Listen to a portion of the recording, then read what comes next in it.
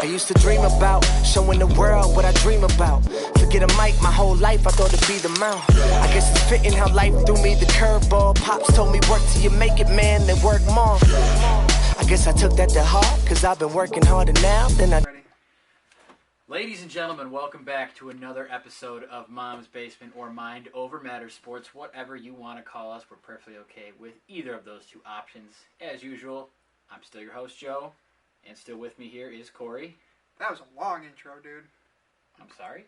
I'm proud of you, though. You're being professional. Hi, guys. I'm back. There you go. All right, so a lot to get to this week. Before we jump into any of that, just a couple things here real quick. If you're watching this, you just saw our brand new intro. It's pretty sick. Not gonna lie, I'm pretty impressed. Pretty sick. Shout out to my boy Kuzo. Jake, you did a great job. Appreciate you so much for all the help you've been giving me here over the last few days. I hope to maybe have you on one of these days, just as a joke, maybe. I know you're not as a joke. I know you're not a sports guy, but I just want to show your face to the camera. Dude, that looked great, man. I mean, I've never met him personally, but shout out to you, man. That intro was great. Yeah, so really, really nice guy. Really great thing you did for me. So shout out to you, Kuzo. Also, shout out freshleats.com, baby. We're back another week, another Fresh Leats shout out. I'm sure drink some water. I know I didn't wear a Fresh Leats tee last week. I forgot to bring one home, but I didn't this week. You want to know why, Corey? Could not forget this sick gray Script F logo Fresh Leats tee from freshleats.com. Also got the Fresh Leats hat, along with a few other hats this week. We're doing some decorating. We're getting there. Hopefully a banner behind us pretty soon. So shout out to freshleats.com. Fresh Leats, if you're watching this, please sponsor me. Yeah, I'm trying not to roast you or anything because you're trying to get sponsored by them, but you make it so hard sometimes. God, it's just good stuff, Corey. It's good stuff. Can't deny it. All right. So today what we got for you, we're going to peek the wild card in Major League Baseball. We've got 1 day left in the season, and we've got a lot of teams still competing for spots. So we're going to cover that real quick. We've got some breaking news in the White Sox world. And it makes me so happy. Finally, Corey can have a smile on his face. Oh my God, look at it. While thinking about next April. Woohoo! We're going to talk a little bit about maybe a Cubs controversy. You know, I'm trying to, basically clickbait, but while we're in the video. Oh, well, and you just went meh. Well, I mean, why would you need clickbait when they're already in the video? I want to keep them here. That's what I want to know. Okay. I want to keep them here. All right. Maybe Cubs controversy? There you go. All right, and then we're going to wrap up Week 3 of the NFL season and preview Week 4, which is tomorrow. Oh, I'm laughing at myself. Yeah, we're filming this on Saturday night, so we're going to preview Breaking Week 4. the fourth wall over here. But yeah, right. I think what we should do is we'll pick the games for ourselves, and then we'll, with the spreads, we'll do that, and then we will cover if we think there's any standouts, anything like that, important storylines, and then we will get into must-start and must-sit fantasy football stuff for tomorrow as well.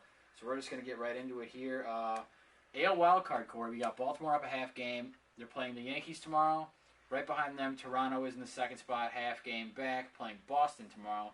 Then Detroit half game back versus Atlanta tomorrow, and Seattle a game back. So we got 4 teams. We got 2 spots. We got 1 day. Some build-up right there, man. Build-up. I'm feeling that. I'm feeling all the numbers you're throwing out there. It's a great day to be a baseball fan. Well, yeah, when we did these predictions, what was it, maybe 2 or 3 shows ago, we talked about our wild card picks. Yeah. I stuck with Baltimore, and I stuck with Toronto as my 2 AL wild card teams. I still feel the same way. The standings show reflect that prediction.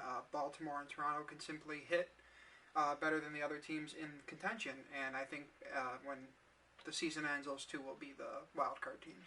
I picked Toronto and Detroit, and I'm going to stay pat with that also, because I'm looking at the schedule. I mean, it's only a half game, and they're playing Atlanta tomorrow.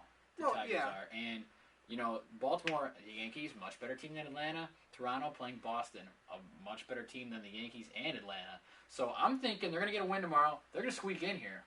Or they're going to tie somebody, and they're going to be in a play-in game. Yeah. I mean, I do think Detroit's going to win the game tomorrow for predicting individual MLB games, but I'm going to stick with Baltimore, Toronto. I'm going to give no hope to Seattle, though. They tried. They tried really hard. Hey, that's a good season for them. You know what? They're doing for Felix Hernandez what I wish the White Sox would do for Chris Sale, and that's try. Yes. So we're going to look at the NL wildcard now. It's only a 3-team, really a 2-team race now. The Mets did clinch a spot today. Yep, the Mets are guaranteed in the playoffs for the wildcard round. And as we said, their schedule was easy in this last week of the season, so they got the job done. They're going to get into the wildcard game at least. Do I think they will win it? I do not. I don't care who they play. Yeah, I don't think so either. I don't think they'll win it. But we got the Giants at the Dodgers tomorrow, and St. Louis, a game back of the Giants versus Pittsburgh. Again, I think I picked, when we did these previews, these predictions, I think I picked the Mets and the Giants. I'm willing to stay with the Mets and the Giants. I believe we both picked them reluctantly because it was so tight. Like it was, I didn't know who to take for this, personally. Yeah, and I just, normally I don't like to take anything away from the Cardinals, but something's just different this year. I mean, they've been the Cubs' whipping boy, and makes me happy that the Cardinals are probably going to miss the playoffs. I do want to say, though, I think the Giants can be very scary come playoff time. Yes and no. I mean, okay, it's an even year, obviously. The Giants they're a good team. They're well managed. Bruce Bochy good pitching too. Is great. Their pitching is good, depending on how Cueto's health is and what Samardzija is going to give. Yeah, that's true. Because Samardzija has been up and down, basically since leaving the Cubs. He's been up and down. But his down was with the White Sox, right. and he's come up with the Giants. He hasn't come up to a point where I'm confident enough that he's going to go out and win me multiple games in a postseason. But he can just win you one. He's the third starter. Okay. I mean, you got to win 3. Okay, you still have Bumgarner and Cueto in front of him. Like I said, depending on Cueto's health with the groin, Bumgarner, he's going to start the wild card game. I mean, Cueto is still 18-5 this year. John Lester's 19-5. Sup, John? We'll be talking about John Lester a little later in the show, but he can't help himself. So, anywho, we're sticking with the Giants and the Mets. I think is our predictions for the NL wild card. And I can't wait for next Friday. Friday starts the NLDS. It's basically going to be a roller coaster of a month for me. I don't know about Corey, but meh. Every game I'm going to be. I'm just meh this show, guys. Like. Yeah. I'm just waiting for the next thing we're going to talk about. We've got playoff baseball coming. That's what I've got to say. I can't stand still when there's playoff baseball on. I'm gonna be pacing up and down my apartment, pacing. You know who hates when I pace? Everybody on your Snapchat. Everybody. Okay. Everybody. Because he was so much fun on Snapchat last fall, guys, with all the Cubs. Go Cubs go after every single win, and that song it gets old so fast. Let me tell you what I did.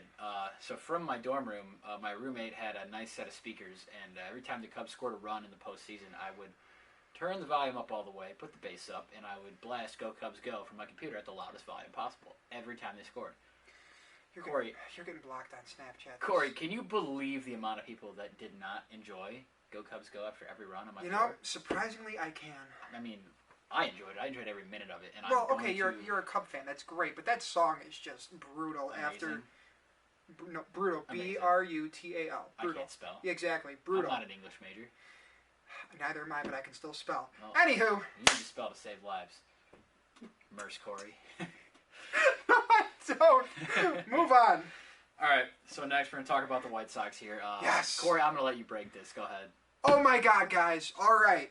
So around 7:45 tonight, and the date is, since we already broke the fourth wall, October 1st. It's also 9:52 now. It is 9:52, so that is 2 hours and 7 minutes ago. Math. See, math. I can spell and I can do math. I can't do either. I'm sorry.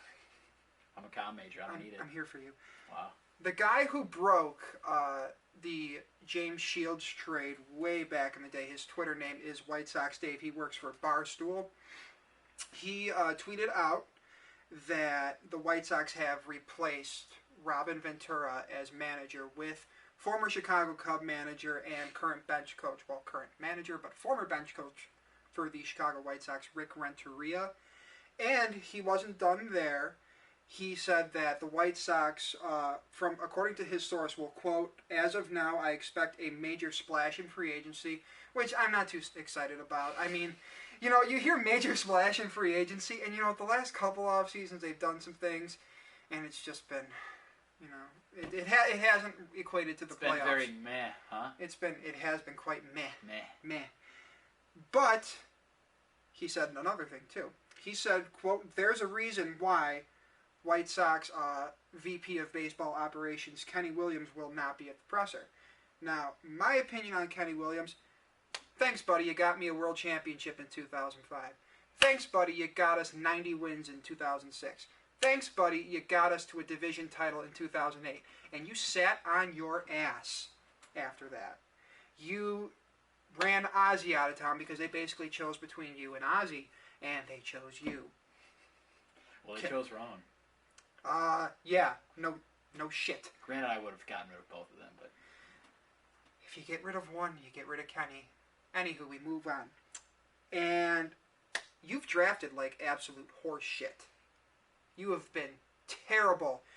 I saw an article in the Chicago Sun-Times, and it was talking about how Kenny Williams feels he has a greater calling than being the VP of baseball for the Chicago White Sox.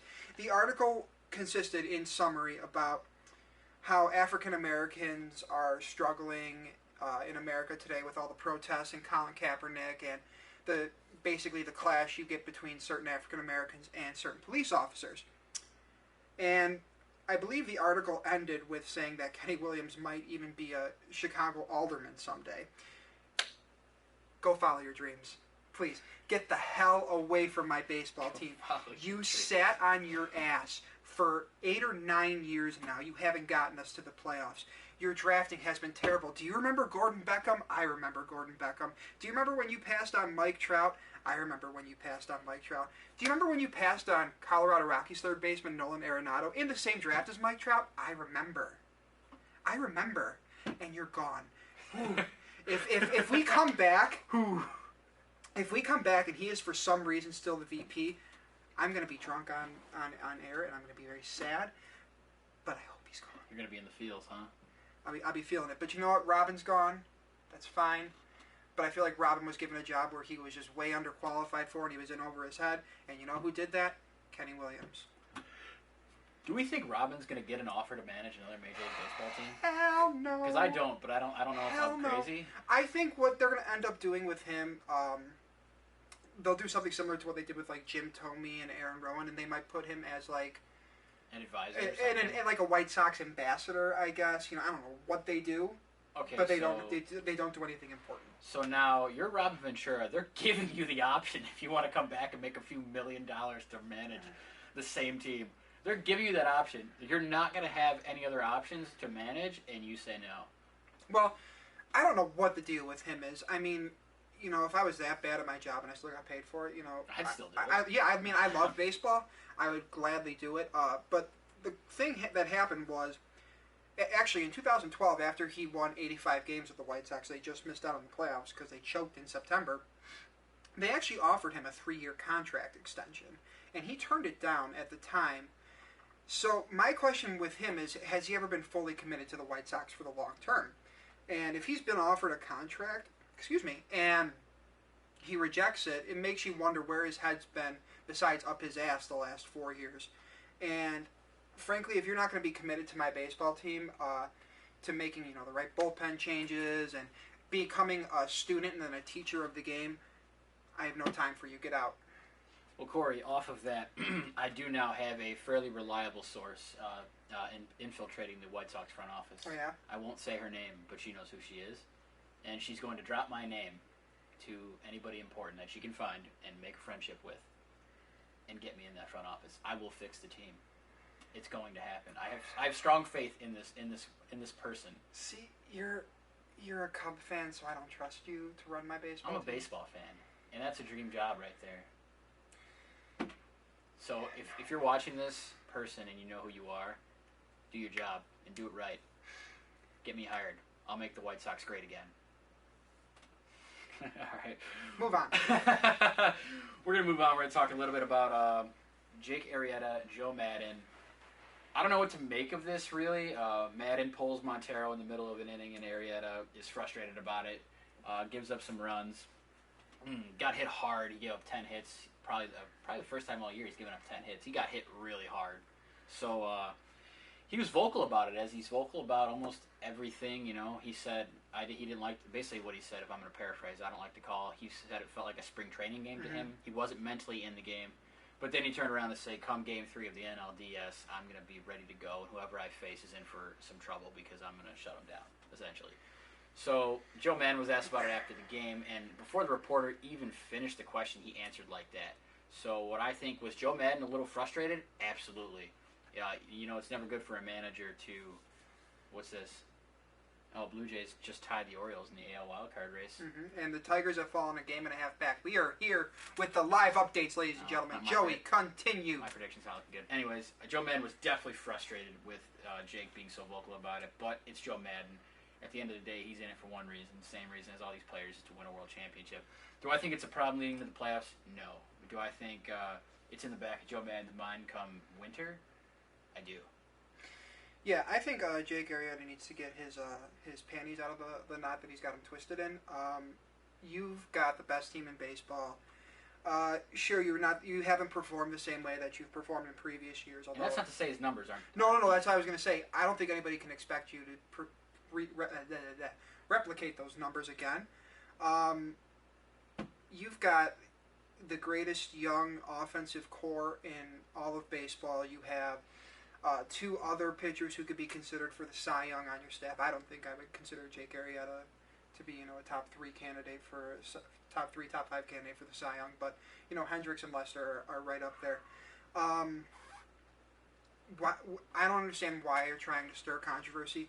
The one thing they should be doing, since they've clinched already and they've been clinched for a while, is try not to get rusty. Yes. Get a little bit of time in where you need, but get your rest. And I understand that you have this desire to win games, but if you win, say, 105 to 110 games in the regular season, and then you lose out in the NLCS to fill in this team's name here, was it worth it? Were those 110 wins worth it? Probably not, because your ultimate goal is to win a championship. You can win 99, 100 games and win a championship, as opposed to winning 110 and being out in the NLCS. So just relax. RELAX, as Aaron Rodgers would say. Get to the playoffs and then turn it on. Joe Madden he came out today and said these last 10 days have gone just the way he wanted them to. So he's been resting guys. He's been playing a lot of guys that, Buchanan pitched today, 5 shutout innings. I can't pronounce Rob Z's last name, but don't try. Yeah, no, he's been good. He's been solid. He started the other night in that tie game. Cubs tied this week. If you didn't catch that game. I actually did not. I don't follow the Cubs that often. Yeah, see, it's the first time since 2005 there was a tie in baseball. Did you say 2005? I did. Every White Sox fan's ear is perfect. Coincidentally enough, I'm not going to say it was, but it might have been the White Sox. Never mind. I'm not going to say it. I don't remember what they said. Continue. But, so basically the only way you could tie in baseball is if it's the last series between both teams and the game means nothing for either side, and you're in the past the 5th inning and you're tied. A lot of things, a lot of circumstances there, but it happened here, which is weird. But so basically getting ready for the playoffs, he's done everything he wanted to do. He's got his rotation set. He knows who's going to make the roster. Solaire's coming off the DL tomorrow. Will he play? I don't know. He's definitely on the playoff roster, especially after what he did in the postseason last year.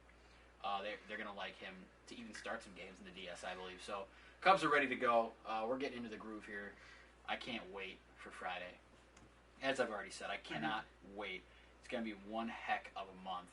And I hope it ends with me bawling my eyes out in front of my TV. Because they lose. Because they win. Either way, I'm probably going to cry. Sure. Okay, Corey, it's that time again. We're going to talk some football. I'm ready. Let's do this. So week 3 wrap up here. Since it is still technically Saturday, we're going to do this wrap up. Game 1, Eagles-Steelers. Eagles 34, Steelers 3. Carson Wentz put on a show. Steelers looked like crap. Lost me a game of my survivor pool. I'm pretty pissed about it. So I'm now 2-1. Odds not looking great to win like $1,200, I think it is. Anyway, odds not looking great. I was shocked at this one because the Steelers should have put up like a 40 spot, in my opinion, on the Eagles. But Carson Wentz cut them apart, and he looked really good once again. So. Yeah, my biggest thing, I don't think anybody expected the outcome of this game. I mean, people have been impressed with Carson Wentz through the first couple weeks of the year, but he hasn't played the best defenses, including the Chicago Bears. I'm a little surprised that Mike Tomlin didn't have the Steelers better prepared for this game. I mean, I get it's just week 3 of the regular season, but Mike Tomlin's a damn good coach, and good coaches typically don't let their teams get blown out. They usually keep them in the game. Especially the Steelers. They haven't lost like this in years. Yeah, especially if you think about what the Steelers have, whether it's been Le'Veon Bell as a running back or not, they have the best running back in the game. They have the best wide receiver in the game. And they have a quarterback who's won multiple Super Bowls. I mean, you don't see a team get blown out by 31 points with that kind of personnel and that kind of coaching. True. All right, we're going to move on here. I should have put this game first, but I'm stupid and I put it down the line. We're going to go over it right now. The Thursday night game, Patriots blow out the Texans 27-0. I think the biggest storyline out of this game is not Jacoby Brissett. It's not the quarterback. It's J.J. Watt for the Texans. He's going to be done for the year now. Yeah, J.J. Watt done for the year. It was a little surprising that he was actually active for Week 1 against the Chicago Bears, but Kyle Long actually did a pretty good job holding him down, and I guess part of that is due to the fact that his back is just all messed up, and a back injury like that is one of those injuries that's probably going to plague him for his entire career, which is very unfortunate, considering he is, if you think of top defensive players in the game, he's no lower than 2. Yeah, you put him right up there with Aaron Donald. So. And they've got They had long-term concerns about the backs. That's why they're shutting him down now. And the Texans are actually scared that he won't listen to their medical staff at all because they didn't want him to play Week 1. They wanted him to sit, and he played. Now he's re-aggravated the back. Back injuries are horrible, horrible injuries. That's something that affects just your way of living. Yeah, 100%. Especially from a defensive lineman who's got to be in a 3-point stance or right. a 4-point stance. That's not ideal. He needs to maybe just take the rest of the season off. They have a ton of talent on that defense. I'm not saying that they can lose a J.J. Watt and they're not going to have a fall off, but they still have a competent enough defense to where they're a better team than they were last year, and they can find their way into the playoffs without him. And Bill O'Brien's a great coach in my opinion. Yeah, so I think he's a good coach as well. Yeah. So I've got no worries for them. I still think they are very much in playoff discussion, but that's certainly a huge blow. Colts 26, Chargers 22. Corey, anything stick out to you in this one? Nothing too much. The AFC South is just one of those divisions where you don't really know what you're going to get on a week-to-week basis. You thought the Colts are going to fall to 0-3. They managed to pull one out. Probably still not a big believer in anything coming out of the AFC South. I got nothing else to really add on that. Yeah, no, this game's just pretty plain for me. The only thing that I like to say is Frank Gore had a pretty decent week for a couple of my teams in fantasy, so thank you, Frank. Even though you're a little old, still carrying it. Yeah, Andrew Luck was Andrew Luck. T.Y. Hilton was T.Y. Hilton. Right. Same old. Ravens 19, Jaguars 17. Ravens improved to 3-0. I don't think it's real. I think they're the worst out of the 3-0 teams. Shout out to you, Duchesne. Yeah, Jeff, get off this. Stop. Just stop. They beat the Bills and the Browns. Now the Jaguars, who I thought would be good, I still think they're going to turn it around here. They're too talented on the offensive side, and they signed too much defensive talent to be this bad. And they drafted a ton of defensive talent. They essentially had 2 first-round picks. Miles Jack and Jalen Ramsey. And then they had Fowler Jr. coming back. So I think they're going to get it together. I think Gus Bradley's a defensive coach. He's going to get that defense in good shape, and the offense is going to pick it up. If he doesn't get him in shape, he's gone. Yeah, he's going to lose his job. Yeah, this bad he's on the hot seat. Yeah. But so the Ravens win 3-0. Don't take too much into it. No, please stop, Duchesne. Get off my back about it. I'm not going to put them in the playoffs until they're like 9-0. Talk to me then. If they're 9-0, you can come sit right here and roast me for an hour. There you go. Heard it here first. All right, Redskins Giants 29, Redskins Giants 27. I was actually shocked by this outcome. I thought the Giants would win this game. I know I picked the Redskins to win the NFC East, but I was feeling real shaky with that pick after the first couple weeks, and the Giants looked pretty good. So.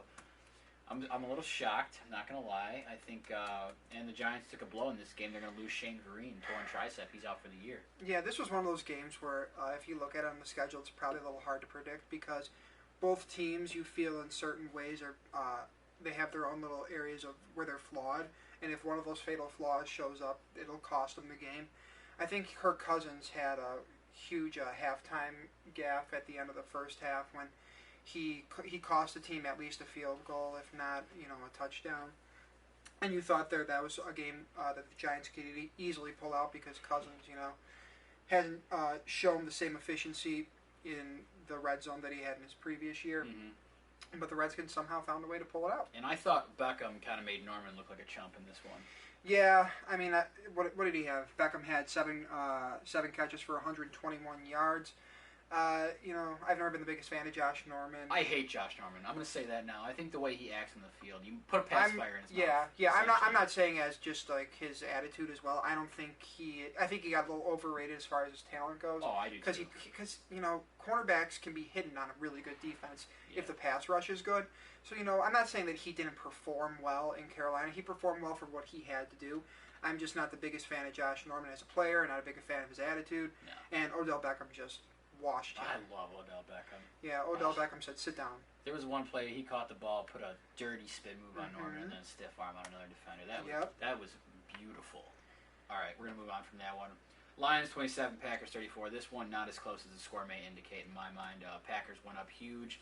I think they stepped off the gas a little bit at halftime.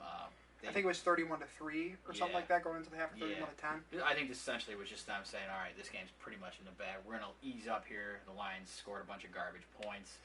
The only thing for me personally, Marvin Jones had a huge week, obviously, so thank you for that, Packers, because he helped a lot of my fantasy teams. Yeah, the only thing I would add to it is that the Packers and Lions, well, I think we know the Lions are a pretty flawed football team. I don't think the Packers are as shining gold as the standard that people think they typically set. They've got holes for sure. They got holes, and Aaron Rodgers Aaron Rodgers had a great game for the most part. It's just he can only cover so much of what they're missing, and the best quarterback in the game is going to cover a lot for you, but they're not as shimmering, shining gold as you think they are. Yeah. All right, Browns 24, Dolphins 30. This game went to overtime. I've got nothing to say. This is two bad teams. Word on the street is the Dolphins are not happy with Ryan Tannehill. Obviously, you can see why. He hasn't performed up to the money they paid him, essentially, which you hear a lot with quarterbacks. Yeah, it is. Jay Cutler got the same treatment here. But the only bright spot for me is I love watching Terrell Pryor all over the field. Yeah. Passing, running, receiving. Terrell Pryor is just one of those great athletes who can do a lot of things on the football field.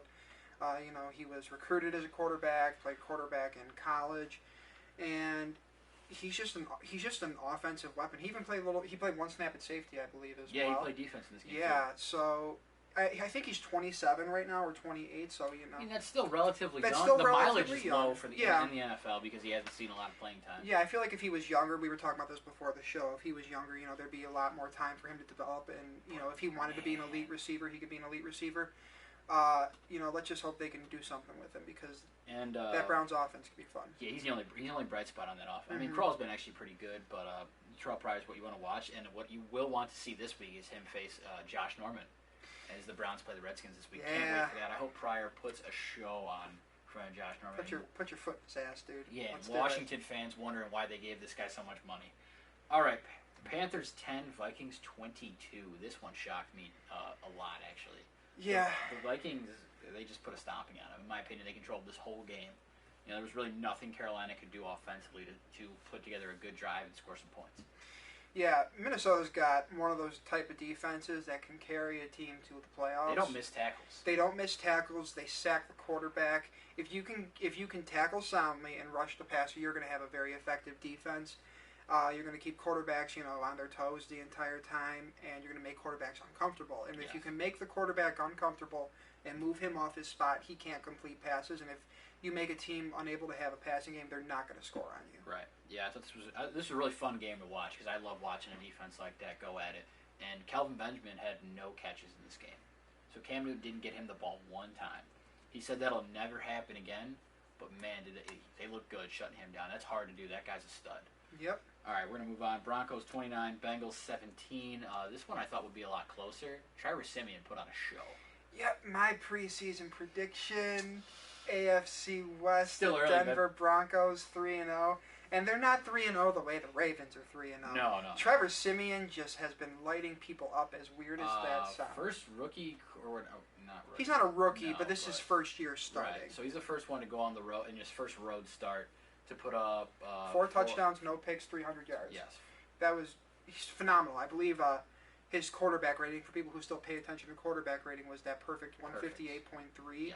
That's fantastic. I mean, this is a team that probably needed a little bit of an upgrade from the passing position because, like we've talked about, they lost Malik Jackson and other pieces from that great defense in the offseason when they won the Super Bowl, and they had just the worst quarterback play in the NFL last year. So if Trevor Siemian can give them competence or even, above that, because I don't think we can expect 4 touchdowns and no picks every single game from him. But if he can not turn the football over and get them into the end zone 3 times a game, they're going to be fine. It's impressive because that's a good Cincinnati defense too. Yep, and he just said nope. I think what they did in week 3 here was they stopped just diming it down the field, just nickels and diming it, and then they let him throw it. They let it loose a lot. Yeah, he got Emmanuel Sanders involved early. He got Demaryius Thomas involved later. Yeah.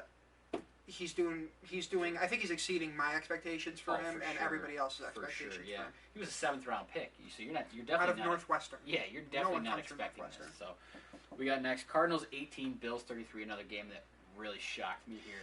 The Bills, a week after firing offensive coordinator, the highest paid offensive coordinator in the NFL. Everyone's looking at Rex Ryan like, why didn't you fire your brother? Why are you firing the offense that just scored 30 points? But they go out and they score 33. Put a beating on a really good Cardinals team, and man, what's wrong with the Cardinals? I don't know. I don't really know. They should be good. They should be. I can't remember my Super Bowl pick off the top of my head, but I'm pretty sure I had the Cardinals either in the NFC Championship game or right there. NFC, yeah. I don't know what's wrong with them. I mean, I feel like it's one of those games where I want to say it's one of those games where it's just sort of.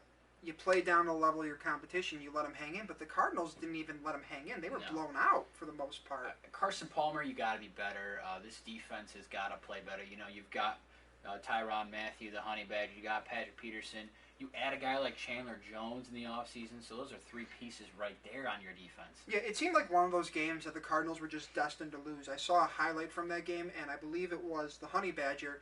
He either sacked or stripped a Bills offensive player in the backfield, and the Bills player fumbled the ball, and then for some reason Tyrann Mathieu just could not pick up the football, and he kept kicking it and tripping over it, and the ball eventually goes out of bounds, which means the Bills keep the football. Yeah. And it just seemed like one of those games where you weren't getting the lucky rolls. You kind of need to just pack it in and go home. Right. Okay.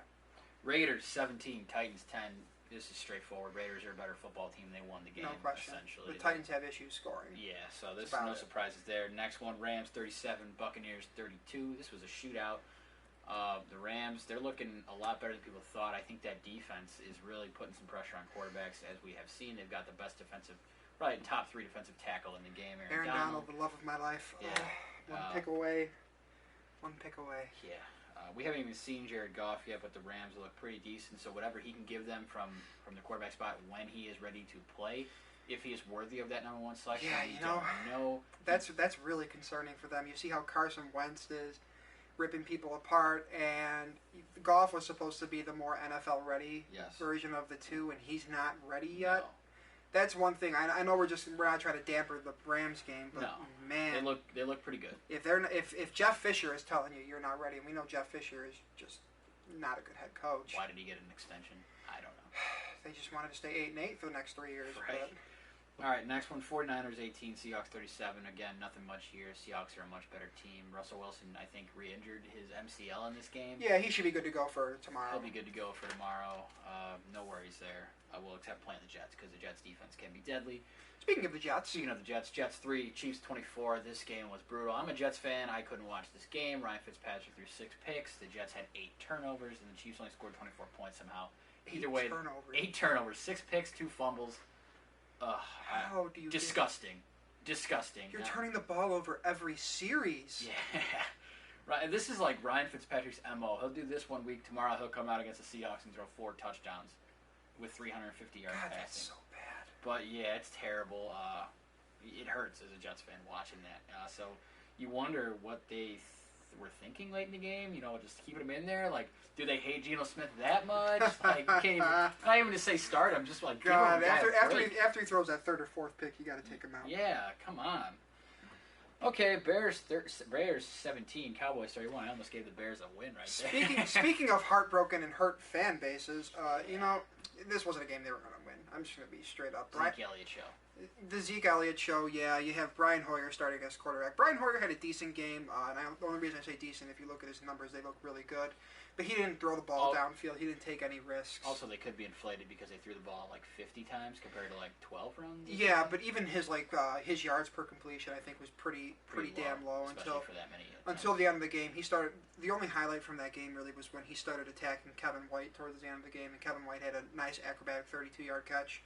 at the end of the game. But, I'll be the first one to say I was wrong about the Bears. I think we both had them at 9-7 and 10-6. Yeah. And, you lose your quarterback, it's kind of hard to, reach those goals. And they're just not deep enough of a roster right now. They're probably going to need another year, another free agency round, another draft. And that's all we can do for right now. Yeah. I had something to say, but I think I forgot. Oh, no, I don't forget it.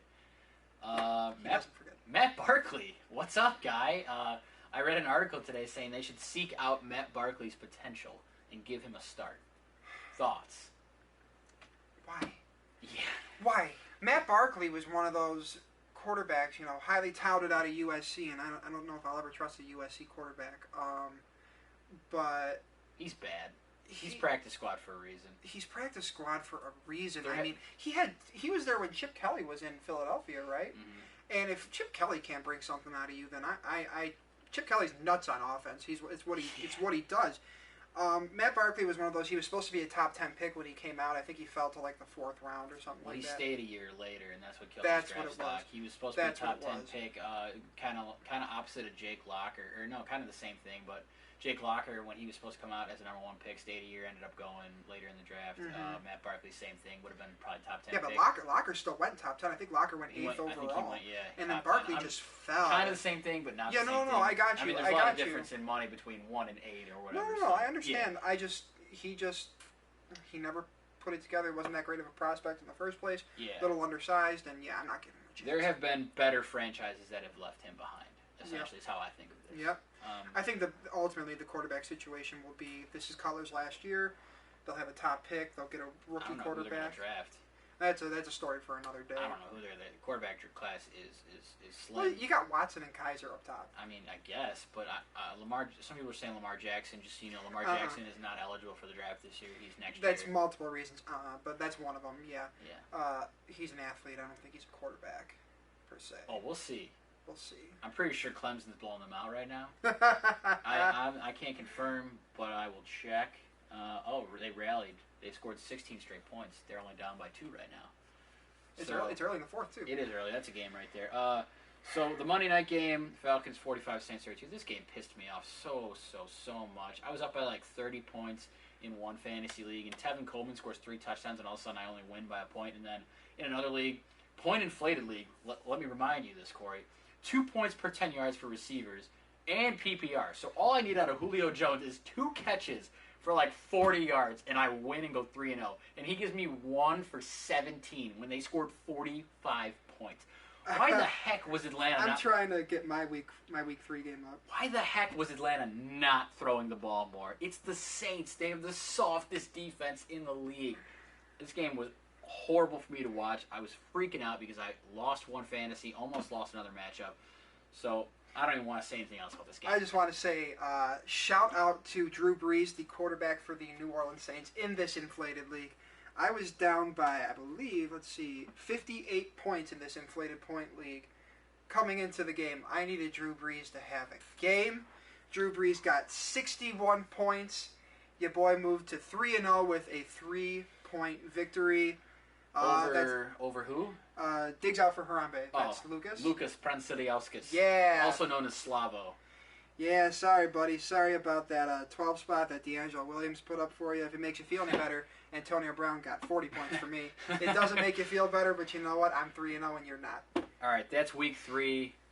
We're going to preview week 4. All right, Corey, week 4 preview. Let's do it. Indy, -2, Jacksonville, London. Who you got? I'm taking Jacksonville in this game. I'm hoping this is one of the games where the Jacksonville Jaguars, they can step it up on, realize their defensive potential, and just put some points on the board. I know it's an early game. I don't know how much of a factor that really plays, and I haven't really looked at the stats on that as far as gambling goes, but I'm going to take the Jaguars. I am also they're favored to lose by 2. I guess is how I would word that, but I'll take Jacksonville and the points. The running game is going to get revamped. Chris Ivory, I think, is back to being Chris Ivory, so that'll help that offense for sure with T.J. Yeldon back there.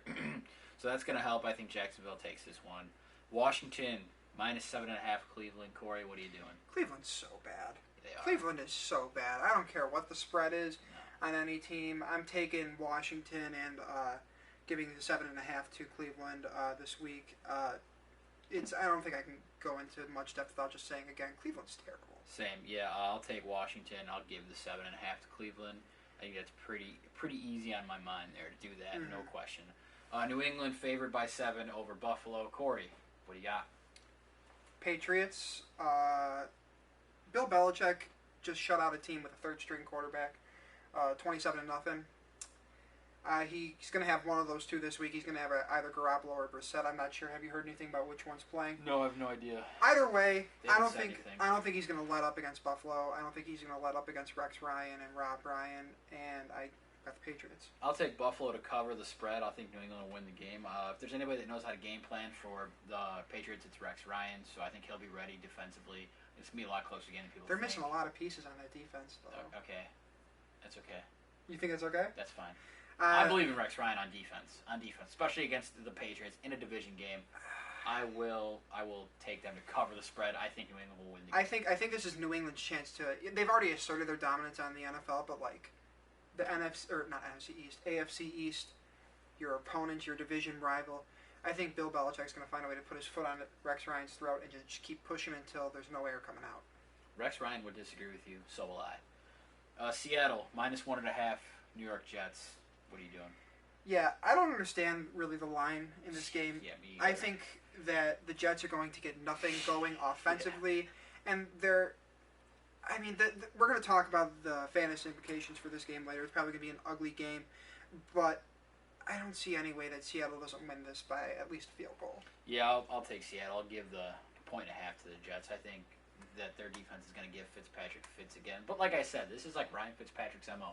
Through the 6 picks last week, he could very well come out and throw 4 touchdowns tomorrow. We'll all be mind-blown thinking he's a god. Yeah, but this is a Jets offense without Eric Decker.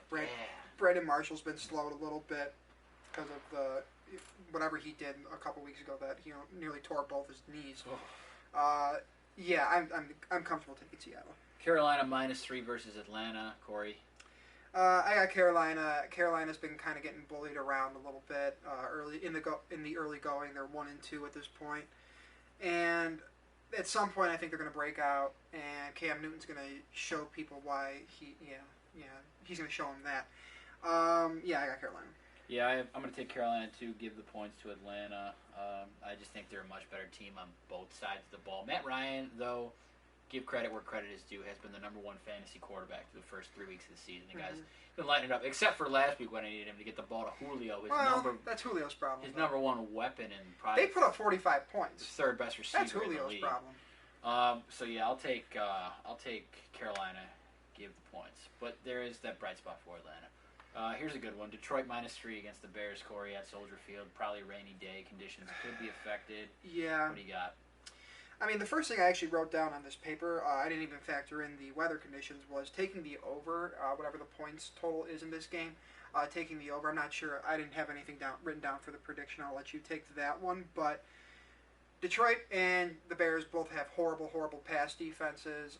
Both beat up. Yeah, they're both very beat up, and they've got talented wide receivers on both sides of football. You know, the Bears have Alshon, and they're trying to feed Kevin Whitemore and Eddie Royal, and Zach Miller's poised to have a great game. Meanwhile, you know Marvin Jones is the top performing fantasy wide receiver, and you know man, he's gonna look good in my lineups tomorrow. Yeah. I think I had them taking I had over the point total in this game, but I'm not sure depending on how the weather goes. But as of the moment, I'll stick with the over. Yeah, I'm gonna take the Bears to cover. I think Detroit wins the game though. I think 0-4 baby, 0-4 baby. The route to the #1 pick continues. I think this is gonna be a close game, division game. But I also think it's going to be a shootout. What is it that they say on the Carmen and Yurko show, the interdivision home dog? Yeah. That's what the Bears are. Yeah. They're an interdivision home dog. So that's one of those things where maybe you do pick the Bears to cover, like Joey said. Yeah. Just maybe Detroit wins the football game by a point or two. Right. Houston -4.5. Tennessee. I'll take Houston all day. Tennessee is so bad. Yeah, they can't. And score. I don't care that Houston doesn't have J.J. Watt. They still have Jadeveon Clowney and all of that defensive talent that they have. Yeah, that's an easy Texans. one. Baltimore -3.5. Oakland. Corey, you go ahead and go first. Duchesne's really not going to like us after this he's show. probably going to get on. He's going to get on Facebook. What's the line again? -3.5. Baltimore. Yeah, why? I don't know. Why? Baltimore has beaten almost nobody. I mean, we still have our AFC South Division winner, Jacksonville, who they beat. But I'm getting a phone call. Sorry about that, Who's guys. calling you? That's fucking Randy. Randy. That's fucking Randy. Randy's interrupting our show. Yeah, sure is. But I'm gonna be as professional as I can and not take that call on the air. That's what I like to see. If Randy knew anything about sports, I would say, sure, answer the call, put him on speaker, ask his prediction. But he knows nothing about sports, so we're not going to do it. Yeah. So, anywho, back to what we were talking about. Yeah, I'm not the biggest fan of Baltimore. I think Oakland is a very, very talented team on the offensive side of the football. Yep. And I have Oakland. Yeah, I'll take Oakland and give me those points, Jeff. I just don't think this is going to be a close one. I think they could win this one by 7, 10, 14 points, really. I think Oakland's way better offensively, so yeah, for sure. No question. Yeah, I'll take Oakland. Denver -3, Tampa Bay. Yeah, I got Denver winning. Denver winning and Denver going above the 3 points that they're giving. If Trevor Siemian just lit up a team last week, a very good Cincinnati Bengals defense last week. I'm interested to see what he does as an encore performance. I don't expect 4 touchdowns, no picks, because you can't expect that every week unless your name is Aaron Rodgers. But I still think they should put enough to get up more than 3 points. Yeah, Denver, Tampa Bay, go ahead, have those points. I don't think this will be a 3-point game.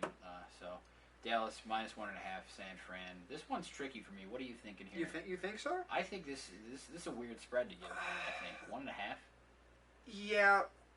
I don't know. We know that San Francisco is sort of en route to a top 10 pick, top 5 pick. Dallas is bad on defense. I understand. Corners have played well, but that front seven's terrible. I understand that, but nothing San Francisco does on offense can really wow you. I mean, Carlos Hyde had a decent game. What was it last week? Yeah, he had a good game. He had a decent game, yeah. I still think that with Dak Prescott's been impressing people, even though he hasn't been getting Dez the ball. But has Dez officially been ruled out of that game yet? I have not seen anything. Yeah. He does have the hairline fracture. Dez does have a hairline fracture. Even if he does play, I mean, if Dez plays, I feel like he's going to try to beast it out no matter what. Right. And they can control the clock with Ezekiel Elliott and that great offensive line. I'm taking Dallas in the game and more than 1.5. I'm taking them. I'm not confident in this pick. Yeah, I had to think it through. I originally was really confident, but then I remembered, their defense is bad, and then the big thing for me is Dez potentially being out. Yeah, I'll take them, but don't quote me on it. I guess. Don't rush the money out on that, I guess. Yeah. Next one we got San Diego -3.5, New Orleans. I'm gonna take New Orleans getting 3.5 points. I think the offense is too good. San Diego's a little beat up on defense, so I think Drew Brees can expose them. Yeah, well, Drew Brees, I was watching that game last week for fantasy implications. Drew Brees, I saw, he had, I think 1 pick six, and then he had, 2 or 3 other drop picks, and they still put up 32 points. Yeah. So, unless you're expecting this one to be a shootout, which it's probably going to end up being that, I'll still take New Orleans. Drew Brees heading back to his former team there in San Diego. Yeah, I don't know if he has something to prove after all these years to them. He's a Hall of Fame quarterback. He's a Hall of Fame Super Bowl winning quarterback, where Phillip Rivers is not a Super Bowl winning quarterback, but he's still going to show something. He's still going to show why he's one of the best quarterbacks of all time. Here's the most confusing line of the week here. Arizona -8.5 over the LA Rams. Yeah, you can give me the Rams and 8.5 points to cover. I think Arizona's going to win. I'll take 8.5 points all day if I got money on the line. On paper, you look at these teams and you just think Arizona has so much more talent. Yeah. But it's one of those things where they haven't shown up yet. They're struggling to start the year. They just lost by 15 to the Bills. And then it's an interdivision game. Yeah. For some reason, those interdivision games are always a lot closer than you think they're going to be. For sure. This could turn out to be one of those games where it's like a 13 to 10 game, a 14 to 10 game. I could easily see that. That's why I'm taking LA. That is just such a huge gap in the points there. That's a lot of points to give. That's a lot, especially the way Arizona's played in the first 3 weeks of the season. That's a lot. And how LA hasn't been, the worst team the world has ever seen. Right, Case Keenum and Houston Gray in the squad. All right, Pittsburgh -4, Kansas City. I'll take Kansas City to cover, Pittsburgh to win the game. Kansas City's defense has looked phenomenal. Did you start them last week in my league? No, I picked up the Houston Texans defense. See, because I remember telling you to draft Kansas City's defense, and then you don't start them, and then you drop them and don't start them. So that kind of hurts my feelings because they had 35 points last week. That hurts your feelings? Yeah. Oh, honey bunch. I'm it's so also sorry. like when I told you to start Martellus Bennett in week 2, and he had 30 points. I started him. I know. Oh, okay. I'm saying you should just listen to me. Okay. I've not steered you wrong yet. I'm not going to quote you on that. I just have it. Yeah. Well, I'm 3-0, ladies and gentlemen. So that's why I'm not going to argue with him. You know, I'll tell you why I released that defense or released the defense, and that was, you know, I might actually have to, if it's still available, I might go and pick it up, but I doubt it. Tamba Hali was out for a certain amount of time. That's, you know, great pass rusher that they lost. I actually have Pittsburgh in this game because I think the firepower on the offensive side of the football is just going to eventually wear down Kansas City as they have certain injuries, like I said, mentioned to Tamba Hali on that side of the football, and not enough offensive firepower to make up for what Pittsburgh has. Because if you really think about what Pittsburgh has, we've talked about it. They've got multiple-time Super Bowl winning quarterback, best running back in the game, best receiver in the game. Sure. I don't know how they've accumulated that over time besides drafting well, which is the obvious answer. But I have faith in Pittsburgh. Yeah, I said that last week when they got blown out by the Eagles, so I'm going to take the points once again. I'm hoping that was an anomaly. I'm hoping. All right, the Monday Nighter this week is a pretty good game. Minnesota -4.5 with the New York Giants. Corey, what are you doing here? I've got the Giants covering, but I do think Minnesota wins the football game. Minnesota's just got that ridiculously good defense. But I think it's going to be one of those closer games because you don't know what you're going to get from Sam Bradford. I'm going to take Minnesota outright, winning by a touchdown. All right. I think that's what I'm going to do with this one. I just like the way Minnesota's playing. I think the defense is just going to light it up again on Monday Night Football on that big stage. Mike Zimmer is one heck of a coach. He really is. Underrated. Also really a graduate of Lockport Township High School back in the day. So he's from this town, this school. Man, you're breaking the fourth wall all over the place because we talked about the date, the time, where we record from. I mean, oh my God. I think that this is one of those games where, yeah, Minnesota's got, like I said earlier in the show, one of those defenses that can carry a team regardless of who plays quarterback, whether it's Bradford, Bridgewater, or Sean Hill. Or me. Or him. To the playoffs. But I think Odell Beckham is going to break one or break two in this game that gets either a team good field position, like with a long reception, or get in the end zone because he's Odell Beckham Jr. Yeah. I think that can keep the game a little closer. Yeah, well, you never know. So I'm still going to say it's at least once per every show. Got to get that one in, Steve. If you don't get those references, I'm sorry. That means you're a normal human being with it's not normal true. functioning brain. It's not true. So yeah, I'll take Minnesota outright. All right, we're gonna move on here. Must starts this week, fantasy football. I'm just gonna go ahead and say this: I am going to have three guys from the same game: Jordan Howard, Bears running back; Theo Riddick, Lions running back; and then Marvin Jones, Detroit wide receiver. I think it's gonna be a great day for offense at Soldier Field tomorrow. At least I hope so. You know, depending on what the weather is, I know that field is terrible in rain. What you want to call grass, like whatever. It's shit. Yeah, it's shit. They it's play horrible. on shit It's at Soldier horrible. Field. I think it's just going to be a shootout there. So I would start anybody you can in that game. I know Corey feels the same way. Yeah, that's the only thing I've written down for fantasy starts is any offensive players. Well, maybe not Brian Hoyer. I wouldn't rush you out to start Brian Hoyer. Easy there, big guy. All offensive players in the Bears and Lions game because these defenses are banged up. They are struggling. Zach Miller's going to have a great game for the Bears, I feel, especially with the backup quarterback who's going to be relying on that tight end a lot. You know, you got Alshon in that game.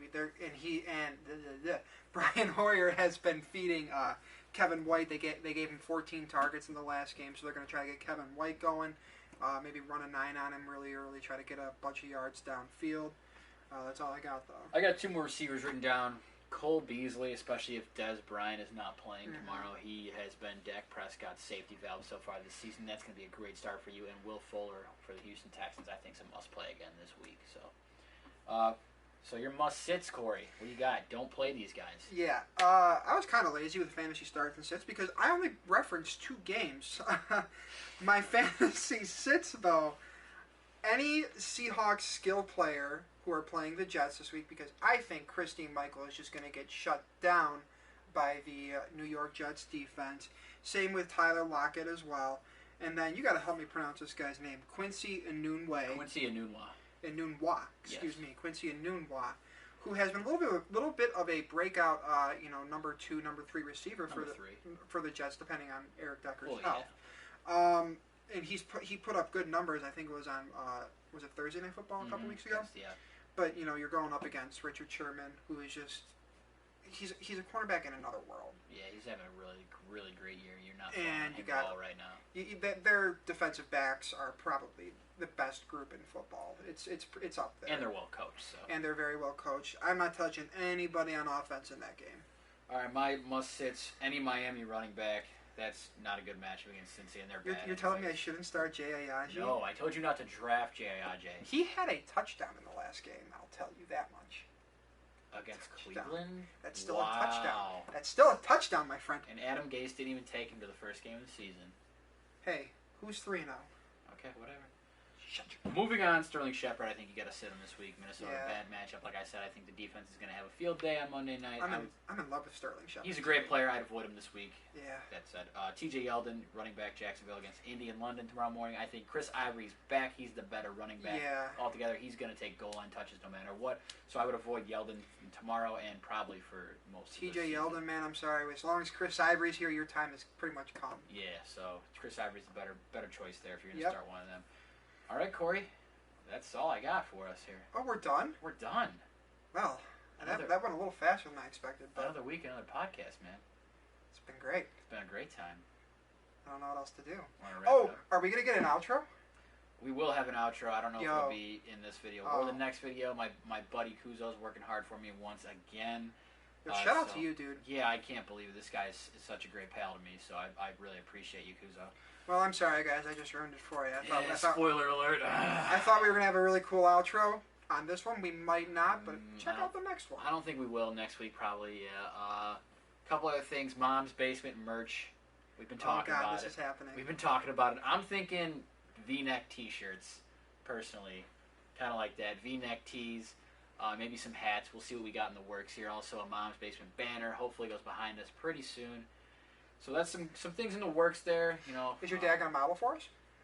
I don't know about that. Gotta get he can squeeze into an XL, don't you think? He's not an XL, definitely not. But we'll get him one. We'll get him one. He'll rock it. I look forward to that. Okay, yeah. All right. So that's gonna do it for this week, guys. Thank you so much for watching or listening, whatever it may be. Make sure you go like this video, subscribe, comment, all that stuff. It really, really will help the channel grow. So if you guys could do that for us, that'd be great. Tell your friends, tell your siblings, tell your cousins, tell your aunt, tell your grandma. Tell people. Tell people. M.O.M.S Basement, Mind Over Matter Sports on YouTube. You got Joe Smooth, you got Corey. It's a great time. We love doing it. So that's all I really got. Well, you got anything else? I got nothing else to say, guys. Peace out. All right. Have a good week, guys, and we will catch up with you guys soon. I used to dream about showing the world what I dream about. Forget a mic, my whole life I thought it'd be the mount. I guess it's fitting how life threw me the curveball. Pops told me work till you make it, man, then work more. I guess I took that to heart, cause I've been working harder now than I